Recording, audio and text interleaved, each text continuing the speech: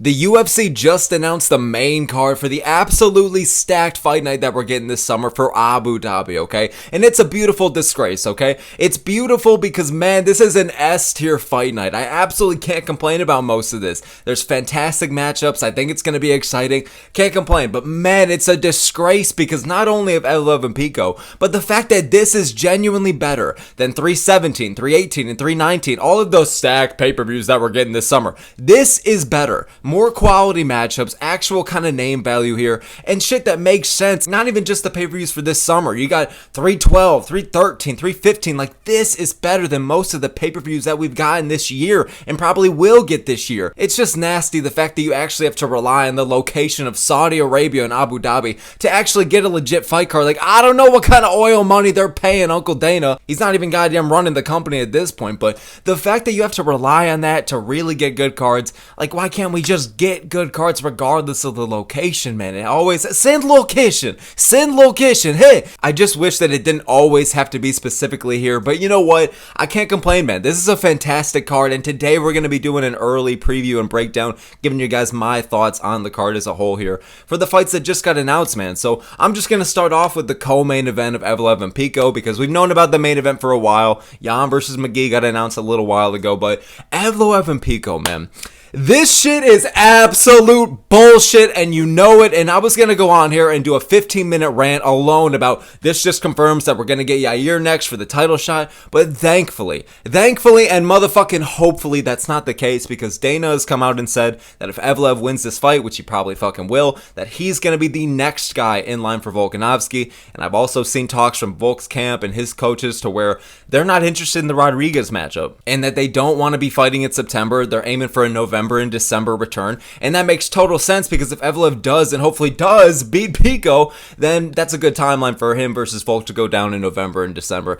and he'll be goddamn undeniable at that point. He's already undeniable. He's just, featherweight is just kind of, I don't want to say a shallow division, but the state of it right now, like, Evloev is the clear next contender, man. The fact that they were even talking or are talking about Rodriguez next is bullshit. The Lopez matchup is right there, and even if they weren't going to do that, man, like, Evloev is the next guy. I understand he's kind of a nightmare champion for the division, but you know what, man? It's the sport. This is the sport, and this guy has deserved his shot. So at the end of the day, we're getting this, and I would go on a whole ramble about Yair being next, but thankfully, and again, I gotta say hopefully here, that we're not going to be getting it. Volkanovski's not interested. And before all y'all, or I know not all y'all, it's going to be a very few, some of y'all, okay? People just fucking hate to hate, but some people are going to say, oh, Volkanovski's ducking. He doesn't want all the smoke from Yair Rodriguez. He already beat his ass, and it does nothing for his legacy to give him the rematch. It literally does nothing for him. And it's just another fight that you're taking away from this redemption arc from Volkanovski. So, you know what? This fight, we're getting it. It's a 5-round co-main event. It's probably going to be exciting, and I honestly, genuinely do believe that Evloev could get a finish here. Maybe some kind. I know that's weird to say Evloev and finish in the same goddamn sentence, but I really believe with Evloev stepping down here in competition, like, Pico is not even a Patchy Mix, and Patchy Mix got smoked by a Mario Batista, you know, and Batista's good, but you know what I'm saying. He's a good fighter, but he's not all that, and these Bellator guys keep coming up short in the UFC, man, and even the ones that win in their flashy debuts, they really don't go far. Look at a Chandler. He was somehow able to knock out Hooker. That's a great win, and he hasn't done dick all since then, you know what I mean? So these guys from Bellator keep getting these random high-level chances, and it's just, Pico I don't think is all that. He's a good fighter. This is going to be a good scrap, but man, I just can really see Movsar with a point to prove here, and maybe we'll get a submission, or maybe we'll get some ground and pound TKO, because man, you're giving him 5 rounds to work. He's got great cardio. He has underrated striking on the offensive and defense side of things. He's a good pressure fighter who's able to maintain a pretty high pace, and the dude has good wrestling. You know what I mean? So Evloev is just going to be the clearly more well-rounded and more skilled fighter here, and I think he's going to beat Pico's ass, okay? And part of me worries that they're making this 5 rounds so that Pico can find the knockout. You're giving him more time to work, so that even if Evloev is fucking him up for 4 rounds, Uncle Dana's praying that Aaron Pico could get a knockout in the 5th round, but I just think that Evloev is just a level above, and man, Again, I would want to just ramble about Yair getting the title shot next, but I don't think that's going to be the case. And if it is, that's going to be a whole different fuckload of a situation. That's an absolute clusterfuck there, man. But Evloev and Pico, it is what it is. This is just what we're getting. A guy that Evloev is just going to have to get through, again, just to really solidify his title shot. And Volkanovski's aiming for a December return. That's like 6 more months after, or about 5 more months-ish for Evloev to get back into it. So it's a solid recovery for him. So it is what it is. I can maybe see a finish here from Evloev. I just hate this matchup, man. This is the one on the card. It's a stat card that I really just can't stand it, man. It's a disgrace, but it is what it is. There's nothing we could do about it. Let's just hope that Evloev gets past Pico and that hopefully, for the love of God, they make Lopez versus Rodriguez for Noche UFC. So this one is what it is, man. Moving on up next to the main event, the Looney Tunes motherfucker and Rainier de Ritter taking on Robert Whittaker. I mean, my early prediction for this one, it's going to be Robert Whittaker. And I have picked RDR to beat Bo Nickel, to beat Kevin Holland, and to beat the big bad GM3. So hopefully that kind of means something when I'm picking Whittaker here. I think that he's the slight favorite for a reason. And I love this matchup. Like, there's a lot of problems that RDR can present to Whittaker here, but I just feel like it's a big step up compared to what he's used to. Like, Bo Nickel was not the fucking marauder that everybody thought he was. And Robert Whittaker, a former champion who's really only lost to the elite of the goddamn elite, okay? Only lost to DDP, who's very close to becoming the middleweight GOAT. Only lost to Adesanya, and he arguably beat him in the rematch. And Adesanya is a top 3 middleweight of all time. And he's only lost to Khamzat Chimaev, who's getting the goddamn title shot next. And everybody knows how good the wrestling is from Khamzat Chimaev. An insane pressure fighter, really good with his submission entries. And it's just Whittaker's not going to be losing to just everybody, okay? He's pretty much beaten everybody else they've thrown in besides those big bad 3 names. So for RDR, it's a huge step up. But RDR is good, man. I know that he's the goofy goober. I know you got to put a wet floor sign on him and he's going to actually slip into a knockout here to take out Whittaker. I understand the guy's goofy, but he is well-rounded. He's good in the clinch. He lands nice to the body. He hits fucking hard on the feet. His striking is fucking sloppy, but it's oddly effective. That's why everybody compares him to DDP. And his wrestling, I don't think it's all that to like a Chimaev level, but I do think it's good enough to where he could represent some problems for Whittaker. But Whittaker, people forget, man, this guy's got great takedown defense. And on the offensive side of things as well, the dude is great. And I just think he's very well-rounded, has good fight IQ. He has a solid chin. I mean, he gets cracked here and there. He got the mighty Paulo Costa taking him out. I mean, towards the end of that first round, didn't actually follow through with it. Whittaker was able to hold up, but his chin is very questionable at times. He's doing the motherfucking chicken dance here and there. But at the end of the day, I think that Whittaker's chin will be good enough to hold in with from RDR's biggest shots. I know it's 5 rounds, so it's more time for RDR to work. But Whittaker, I feel like RDR is going to be the most dangerous in the opening rounds 1 and 2. He's probably going to be the heavier pressure fighter here, probably is trying to dictate where the fight goes, set the pace. But Whittaker has so much high-level experience, and he's got a point to prove to where I don't think he's going to be losing 2 in a row here, and I think that he'll be able to overwhelm RDR. I feel like he's much more of a volume striker. I don't think he's going to TKO RDR. I don't think it's going to be a domination clinic. It probably will be like a 48-47 here, and if Whittaker had more of that finishing ability, especially on the feet, I do think that that could help him. But the guy, I don't want to say he's a pillow puncher, but the dude just isn't hitting super fucking hard. You know what I mean? So Whittaker's going to be able to show a higher output, throw more shots, land the better shots, and RDR might be missing here and there, man. He's going to try and get the fight in the clinch. He's going to try and shoot a few takedowns, but I think Whittaker is solid enough defensively in the grappling to where I think he'll be able to stuff it. I think he'll be able to shuck it off, and to where even if RDR does get him down a couple of times, Whittaker ain't going to get submitted or really beaten up with devastating ground and pound. Maybe the plot armor from RDR is real and he's really making his way to a title shot here.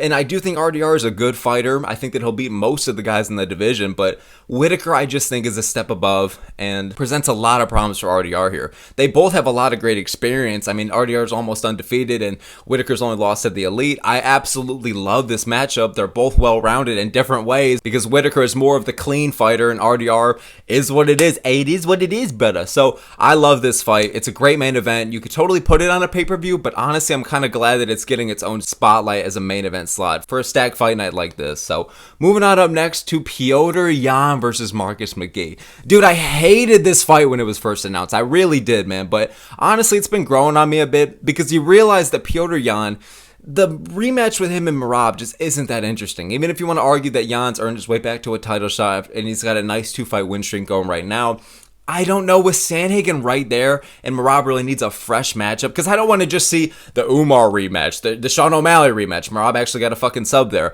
which I meant to say this earlier. If Merab is getting submissions in 2025, I really do think that Evloev might be able to as well, okay? Like, people forget, man, but Jan is fantastic, and I love the win streak he's on right now. I love the resurgence. Not even a resurgence. The dude is in the middle of his prime. You know what I mean? He just had a kind of rough go after rough go there, close decision here and there, shit like that. But for Piotr Jan, if it wasn't going to be a title shot, and if it wasn't going to be the Sandhagen rematch, I genuinely feel like you could have done anything with him. Like, genuinely anything. And part of that anything is a Marcus McGhee matchup. And another thing that kind of makes me like this as well for McGhee is the fact that he is really old for a prospect. He's like 36 years old, maybe 37. And especially for the lighter weight classes like bantamweight, like, you're getting fucking up there. Like, father time is nobody to fuck with. And for Marcus McGhee, this really is his time to get the fuck after it, okay? Like, if he's not going to get these big names now, like, he's only going to get on a decline pretty soon after that. So, you know what? This fight stylistically is going to be really fun. There were kind of only a couple things you could do with Jan, and they were going to be high level. And if they weren't going to do that, like I said,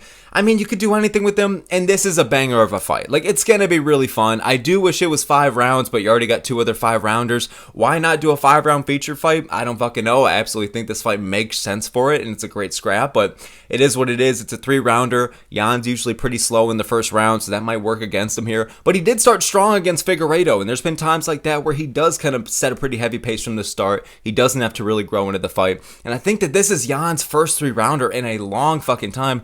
I mean, not too long. Like, Song Yadong, that was a 3-rounder, but you know what I'm saying. Jan in a 5-rounder is much more of his element. He's just a fighter that gets better as the fight progresses. It's a lot more time for him to work. He's a precise, hard-hitting boxer who's clean as fuck on the feet, and he's so well-rounded to the point where he's got great fight IQ, great wrestling, a great chin, great cardio. The guy is good everywhere. He's not the absolute most elite fighter we've ever seen, but he's close to him, man. He's fantastic, man. So I think that Piotr Jan, on paper, is such a step above for Marcus McGhee, but people forget, man, I think that Marcus McGhee is also well-rounded and dangerous enough to where he'll be able to make it competitive. I think that on paper, a lot of people think it's just going to be a clean sweep for Jan, but I could see Marcus McGhee giving him a lot of problems, okay? The guy is solid defensively on the ground as well, and the guy sets a pretty heavy pace on the feet. He was able to beat the leg kicker of all leg kickers and Jonathan Martinez at his own game at UFC 309, so I like to see that. Marcus McGhee seems pretty adaptable to any of the fighters that are thrown in front of him. Seems pretty good adjusting to the game plan, and the guy has good cardio and sets a pretty high pace and brings forward a good enough pressure to where I think that Jan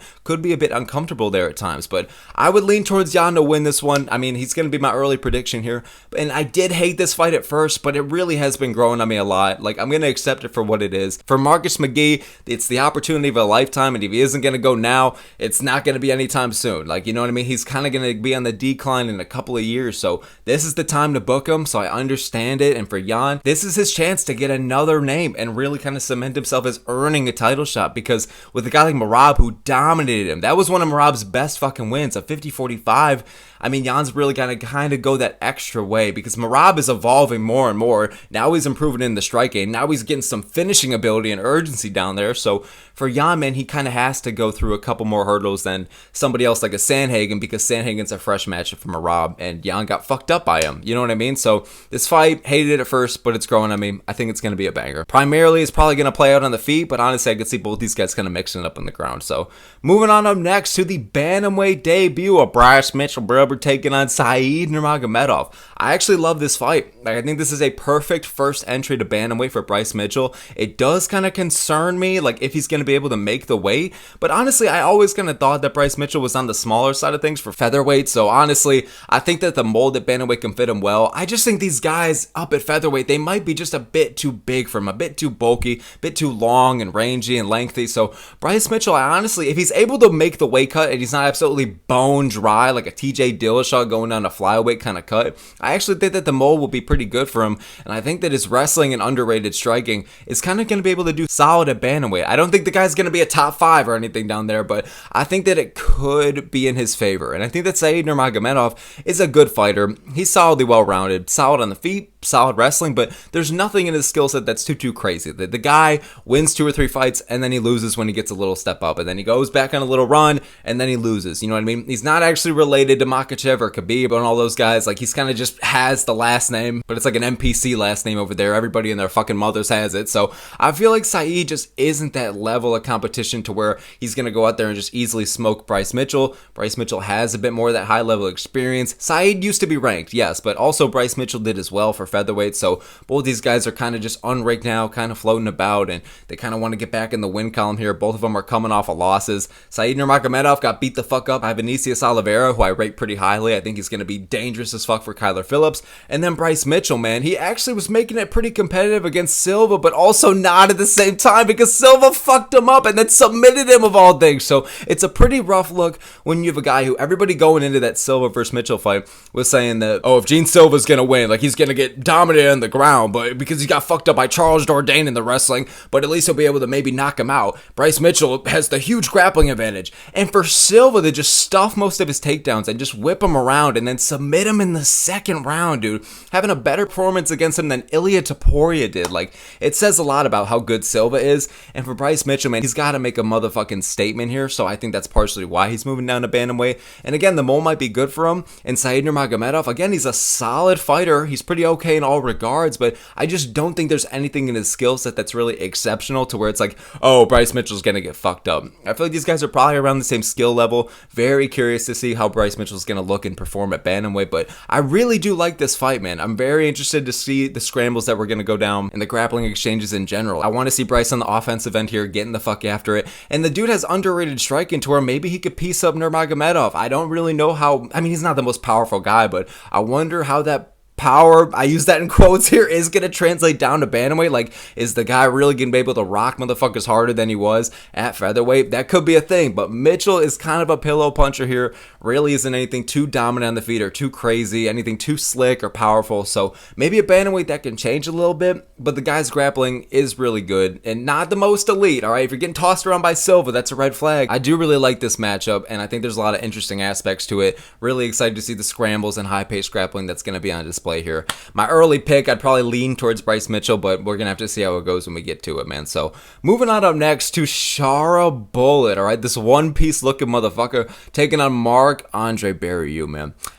Listen, I'm glad I had to start here because, listen, I'm okay with this matchup, but you couldn't have given somebody fucking else to Shara Magomedov. How the hell are you going from MVP to Marc-Andre Barriault? Now, listen, Barriault's coming off of a nasty knockout over Bruno Silva, sent him to the goddamn Shadow Realm. But listen, I just think that it's just such a big step down. I know that Shara Bullet really is only fighting in Abu Dhabi or Saudi. I understand that he did kind of need a step down after MVP.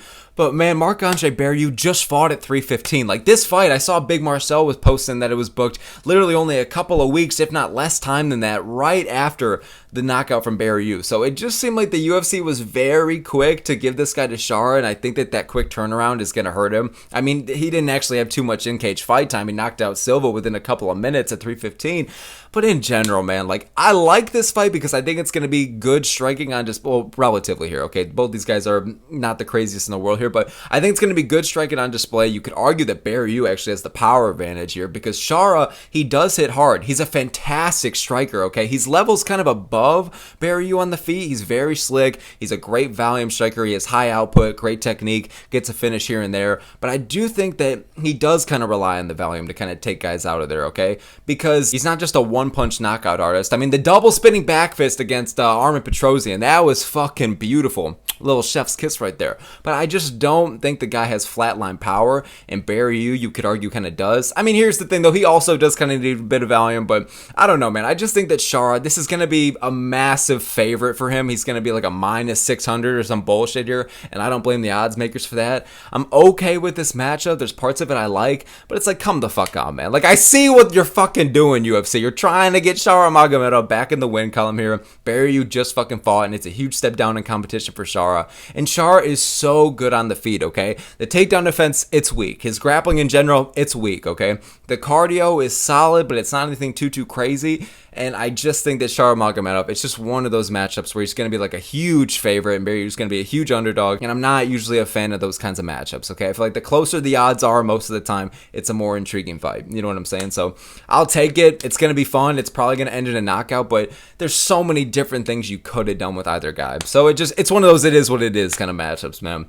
And And moving on to the last one we got here, Nikita Krylov versus Bogdan Guskov. I like this one as well. This is a good scrap, man. Krylov, I like to see him actually kind of being active here. Quick turnaround after 314 here, and after taking like a year or two off straight. I know that that's not entirely his fault. He was going to fight last November against Asman Murzakanov. I think Murzakanov pulled out, so that kind of is what it is here, man. But for Krylov, I like to see him getting the fuck back after it with the activity. He got knocked out brutally, so he's coming back and wants to make a big statement. And for Bogdan Guskov, man, I mean, this guy is a good boxer. He hits hard, but I don't think his technique, I don't think his power or anything like that, it's just not something we've ever seen before. Like, I think that the guy, he is very hittable. In the grappling, that's kind of the weaker end of his game here. Like, who's the guy that he fought at 311 that pretty much had his back for that entire first round? And we were like, holy shit, is this about to be the upset of a century? I want to say Billy Alicano. But I don't know if I'm botching the fuck out of that. But I don't know, man. But for Guskov, the guy has good boxing. It's crisp. It's powerful. I just don't think that he's a talent that like we've never seen before. I think there are a bit of holes in his game to where I could see Krylov beating him the fuck up. I don't have a prediction yet for this fight. I got to sit on it and see how I feel until the week of or something like that. But I do like this matchup. I can see Krylov mixing it up in the ground pretty well. And Guskov, let's see if he's improved down there a bit more so. You know what I mean? And for Krylov, he's so well-rounded. But I was not expecting that Dominic Reyes knockout, man. He was the favorite for a reason, the slight favorite, and there were a solid amount of people going with Reyes, but I was pretty fucking shocked, to be honest with you. I'm happy as hell for Reyes. It's fantastic to see him kind of moving up, and he's back, baby. I love the title run from Reyes, but for Krylov, man, who everybody was saying, including me, he's the marauder of all marauders. He's gonna go out there and make his way back to the title shot. He's one of the more underrated fighters in the UFC, and then he got smoked. So I feel like this is kind of a very winnable fight for Guskov. I could see Guskov knocking him the fuck out. Krylov's chin is there. He is hittable, and I don't know if he's going to be too used to this quick of a turnaround. So I could totally see Guskov winning and get that knockout because the guy has good boxing, and I just think that Krylov, though, is the more well-rounded fighter, and he is hittable. His chin, now I don't know what the fuck's going on here, and he's been beaten before in the past. Kind of goes on a bit of a streak, then he loses, streak, loses, so it's a winnable fight for both guys. I love the matchup, and I'm excited to see it, man. So this is my early thoughts and early preview here, a bit of a breakdown for UFC Abu Dhabi. Again, it's a fantastic card. I really can't complain. Like, I love most of these fights. I think it's going to be exciting. Even Evloev versus Pico, which I'm not crazy about, or don't even fucking I can't stand that shit. I don't know why I said that white as hell. Like, I'm not super crazy about it. I fucking hate that fight, bro. All right, get out of that bullshit. But at the end of the day, at least it's going to be somewhat exciting, and at least it's kind of just another win here, hopefully for Evloev. But let's just hope that Yair doesn't get the title shot, because if he does, man, that's genuinely the worst title shot in motherfucking UFC history. I'm counting Khalil Roundtree. I'm counting all that bullshit like that, all right? Fuck that, dude. So thankfully, that's going to get shut down. Hopefully, man. So thank you guys so very much for making this far in the video. Let me know your thoughts. Leave them in the comments below. What do you think of these matchups? What do you think of this card? What are your early predictions? Let me fucking know, man. And please drop a like for this video. Please hit subscribe. I appreciate it for y'all giving me your time and attention and making it this far. I'm really glad I had off of work today, bro, because I swear to God, like, I'm always in like the middle of my shifts or just starting my shifts, and they always drop these crazy announcements, and I'm like, I always got to get it out like that fucking midnight that night or like the next morning. So thankfully I actually had off and I'm able to get this one out at a solid time. So appreciate y'all a lot, man. All the smoke here. Hope you guys have a good one, boys, and I will see you all next time.